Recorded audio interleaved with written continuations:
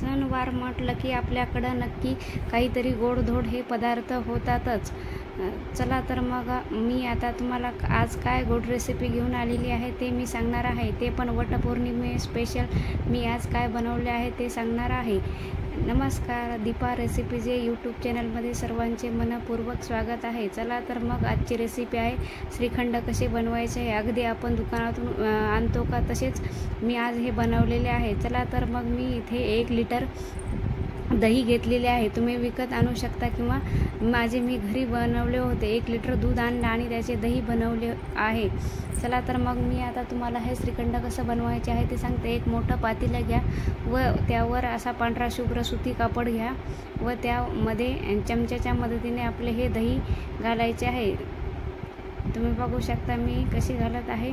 आता हे सर्व दही तुम्ही हे घालून घ्या व हळूहळू घाला, म्हणजे हे सांडणार आपलं पातेल्यातून हे होणार नाही याची काळजी घ्या. चला तर मग आता आपलं हे दही सगळं टाकलेलं आहे आणि आता त्याचं छान अशी गच्च गाठ बांधून घ्या. बघू शकता तुम्ही सगळे त्याचे पाणी खाली गळत आहे. पाणी असे बांधल्याने सगळे आपल्या दह्यामधले जेवढे एक्स्ट्राचे पाणी आहे ते सगळे निघून जाते व त्याचा चक्का छान तयार होतो. दही जास्त आंबट नसायला हवे. माझे आंबट नाही. मी कालच 1 लिटर दूध आणले होते आणि त्याचे दही बनवले होते. आज लगेच त्याचं श्रीखंड बनवत आहे. श्रीखंड बनवायला 1 दिवस 1 रात्र पूर्ण हे दही रात्रभर बांधून ठेवायचे आहे, म्हणजे आपल्या दुसऱ्या दिवशी श्रीखंड छान तयार होते. जसे आपण शॉपमधून विकत आणतो का सेम तसेच होते. तुम्ही बघा, पूर्ण व्हिडिओ बघा मी कसे केले आहे. चला तर मग आता हे बांधून मी नळाखाली हे अडकवणार आहे व त्याचे सगळे पाणी गळतं त्यातलं सगळं हे तुम्ही बघू शकता. हे पाणी आपलं हे कसं गळत आहे.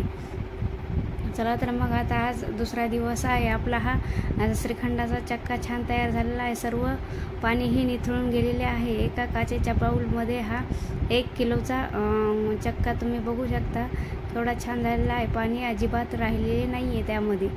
तुम्ही आणि चमच्याच्या मदतीने हे असे सर्व फोडून घ्या श्रीखंडाचा व त्याच्या चमच्याने सगळं एकजीव सगळं हलवा, म्हणजे हे छान असं त्याचं मिश्रण होईल. आणि 1 कप साखर घाला. तुम्हाला कितपत गोड हवं असेल ते तितके तुम्ही गोड घालू शकता. मी एवढ्या चक्क्याला 1 कप साखर घातलेली आहे व 1 चमचा वेलची पावडर घाला व छान चमच्याच्या मदतीने छान फेटून घ्या. तुम्ही बघू शकता आपले श्रीखंड हे तयार झालेले आहे.